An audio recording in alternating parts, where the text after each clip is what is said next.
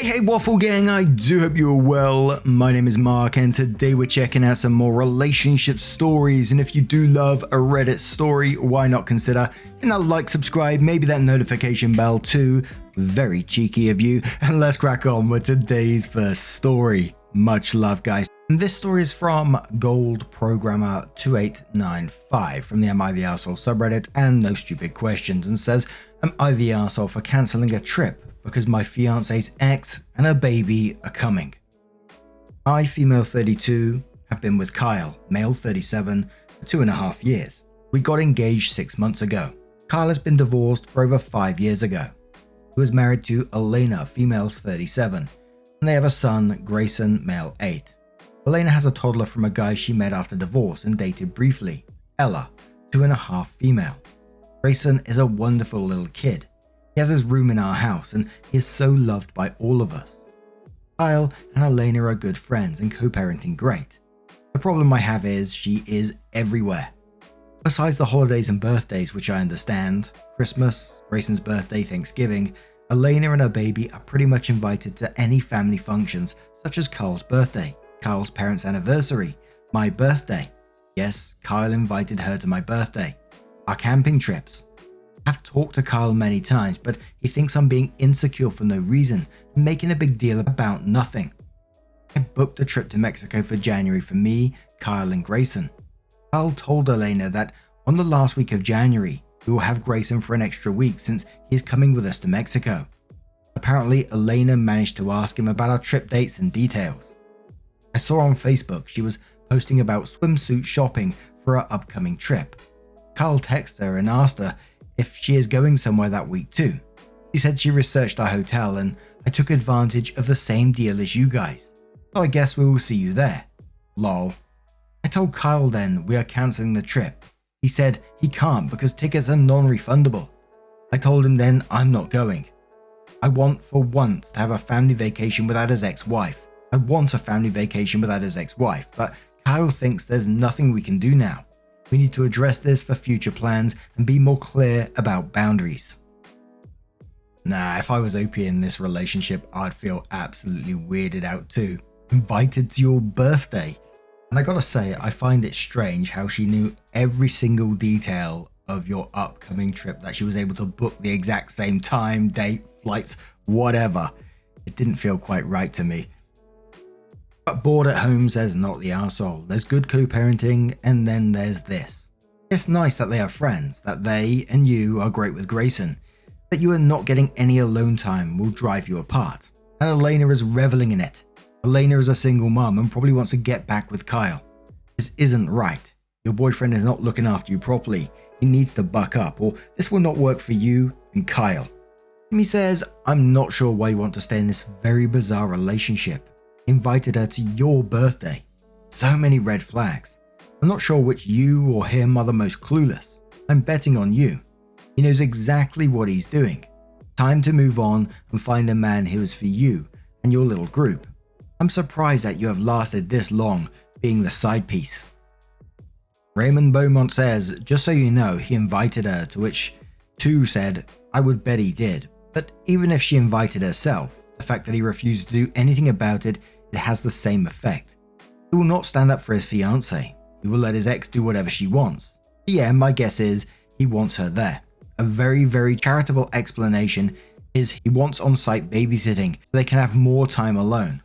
I also made that sentence ambiguous because I'm not sure who he wants as the babysitter and who he wants to sneak more alone time with. And one more comment from OK Entrepreneur who says not the arsehole. I have a fantastic co-parenting relationship with my ex. I have his kids over for playdates. I take them to the zoo for my kids' birthdays. I even had them at the baby shower for my new baby, but that's where we draw the line. His kids are our daughter's sisters and shouldn't be put in the middle in any way. But in your case, it's just far too much. There's absolutely no way we could go on holiday or celebrate birthdays together, and honestly, his girlfriend would be furious if we suggested it, and rightfully so. You need to put your foot down unless you want to spend your life with his ex-wife. It's weird that she even wants to. OP's first update says, in a different post, I female just ended an engagement, yes, right before Christmas. My brother and his girlfriend let me stay with them until I find my place hopefully soon. I packed my clothes and stuff, cancelled the subscriptions, Netflix, Disney, that was under my credit card, wrapped and left gifts under the tree so they can open it on Christmas morning without me. He transferred half of the rent and utilities for December. My brother will pick up my stuff later, my books. If I buy something for the house, should I take it? Or is it his now, since I bought it for the house and it's his house now? I bought an air fryer and an Instant Pot and a Dyson vacuum. Anything else should I do? The OP's second update says, first of all, thank you for every single comment. I read all of them. Carl came home last night since he was working on a project with his co-worker. He saw me awake and got surprised and asked, is everything okay? I said, we need to talk. I basically told him that either he tells Elena to cancel her trip and establishes boundaries or we are done. He said, oh my god, are you still on this? I said, I'll talk to her for future events, let it go for fuck's sake. I said, no, this has been my life since we met. She and her baby are always in my hair. I get upset. You convinced me to let it go this time, then it happens again. I reminded him that last June we hosted Elena's birthday at our backyard and paid for and did everything, and you told me to let it go. Where's the limit? Will she be invited to our wedding and be in our bridal party? Will she be at our honeymoon? Will she be at the delivery room when I give birth? He said, we are both tired. Why don't we talk tomorrow? I told him I can't wait until then. Will you ask Eleanor to cancel her trip and tell her about my boundaries, he said. I can't make her do anything as she is no longer my wife. I can tell her you don't like her and you can't stand her. Happy? I said, I don't feel like I'm ever gonna be your wife. She is more your wife than I'll ever be. She just doesn't like to put you out, so you got me for that. That's how I feel. I feel so unloved. If we break up and Elena takes you back, would you get back together with her? He said, stop. You know how much I love you. Why are you saying this nonsense? I asked again and again. He said, what do you want me to say? That if I'm single, I will work things out with Elena. I guess. I got my answer. I gave him the ring and said, I'll leave tomorrow morning. He said, what? Are you serious? What is going on tonight? He started saying how we're going to get married and have babies. He knows I left my previous boyfriend because he didn't want to get married and he begged me not to leave before the holidays. He suggested staying and starting counseling in January. I told him I don't really have energy or time for this. He started crying. I was awake all night crying on and off. In the morning, he made me breakfast and hugged me. So uncomfortable, and said, please don't end it permanently. Let's be in touch and work on our relationship. I told him, no, I just can't. Sorry. Again, he cried and left for work. I talked to my brother in the morning and he and his girlfriend will let me stay with them until I find my place. I wrapped the Christmas gifts, for Grayson mostly, and him, and left them under the tree so they can open them on Christmas morning. He asked if I'd at least join them for Christmas morning. I said no. As for the tickets, they were on my credit card. I'll call Air Canada today to see if I can transfer them to my brother and his girlfriend. I'm so grateful for them letting me stay at their place. And then a comment says, you say he's only with you because she wouldn't put out. Are they sexually incompatible, like Elena being asexual or LL? If so, it sounds like he wants you for his sexual needs and Elena for everything else, like a sister-wives thing. Opie said they divorced because they stopped having sex and slept separately. One time Elena said she didn't find him sexually attractive anymore. She went on meeting another guy and got pregnant by him. They broke up and he met me. What the hell was this Burke expecting? You know, you admit that you'd get back with your ex if he was single to your current partner and he's expecting everything to just move along smoothly. And I gotta say, I think Opie is just best off out of it. But now I'm going to turn this one to you guys. What do you guys make of this situation? Let me know your thoughts down in the comments below. And let's move on to another story. It comes from a throwaway account from the Relationship Advice subreddit and says, husband won't get a vasectomy and it's tearing us apart. How do we make this work? I've never actually posted on Reddit before, but here it goes. I apologize for spelling or grammar. We had just had twins. We knew we had only wanted one, but instead we got two, and I nearly died in childbirth. It was extremely traumatic, and I'm now in weekly therapy for postnatal PTSD and PPD. I also have physical therapy from torn abdominal muscles from the pregnancy and much more. I love my girls, but it's been very hard. For the last 5 months, I have asked my husband if he would get a vasectomy. I cannot get hormonal birth control, health reasons, and just the idea of getting anything inserted now, due to the trauma, literally makes me vomit. I'm given laughing gas and anxiety meds just to get checkups now, and it just so happens that our twins were created from a broken condom. My husband's response has been, "I will later." Until 2 days ago when I asked him and he yelled that he would never get it done. We have not had sex since the birth. Well, once, but that was traumatic on its own. I asked him why and he didn't have an answer and just told me to drop it. I told him we wouldn't be having sex again then, and he just looked at me flabbergasted. I've moved to the guest bedroom because he's been flirting and trying to initiate with me since I said this. Honestly, it's his body, but I'm not sure I can stay with him when he clearly has no care or appreciation from what my body or my mental state did to bring in our children into this world. I love him, but this really feels like a lacking in his love for me, and I'm not sure I can forgive him for it. How do I explain to him that the idea of him simply being able to get me pregnant again makes my skin crawl and nausea to nearly choke me? That sometimes when he touches me, as much as I enjoy it, it gives me goosebumps and not in a good way. I tried once before and I literally cried quietly into the pillow the whole time because the fear and anxiety was so acute. I didn't tell him this because I didn't want him to feel guilty. This isn't going away anytime soon. Maybe the PPD will fade, but the PTSD is something I will likely work through with my therapist for years. How do I explain this to him? How do I rectify our relationship with this if we can't have sex? Is this even worth attempting to rectify? Because to me, it feels like he doesn't care about me since I constantly make it clear that he doesn't want any more kids. Edit. I was told to add this to my post. I cannot mentally or physically or medically have any invasive surgical contraceptive procedures done in the near or foreseeable future, as stated by multiple obgyns. No, I am not going to do any more in depth on my medical history or why. Yes, my husband knows this and has heard this stated by my doctors. I've also had a traumatic incident prior to the birth of my twins with a copper IUD that needed to be removed surgically. Edit 2. He will not go to therapy. His parents were therapists and it left a bad taste for therapy. He refuses. Final edit. Honestly, I read a lot of responses. Almost all of them, I would say. And there were the middle ground people and the "you can't force him" people and the "your husband doesn't care about you" people.